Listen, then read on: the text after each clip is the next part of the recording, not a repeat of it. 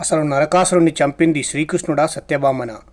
చాలామంది నరకాసురుణ్ణి చంపింది సత్యభామ అనుకుంటారు. ఎందుకంటే తల్లి చేతిలో అతని మరణమని. అందుకే సత్యభామను యుద్ధానికి వచ్చేలా శ్రీకృష్ణుడు చేశాడని అనుకుంటారు. కానీ భూదేవి సత్యభామగా ద్వాపరయుగంలో జన్మించింది.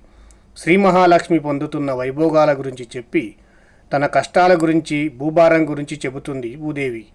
అది విన్న శ్రీ మహావిష్ణువు లక్ష్మీదేవి ఇంతవరకు ఎన్ని భోగాలు అనుభవించిందో అవన్నీ ఒక్క జన్మలోనే నువ్వు సత్యభామగా అనుభవిస్తావని భూదేవికి చెబుతాడు శ్రీ మహావిష్ణువు.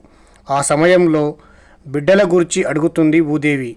అలా అడిగిన సమయం విషయ గడియలు కావడంతో రాక్షసులు జన్మిస్తారని, తానే వారిని చంపక తప్పదని చెబుతాడు.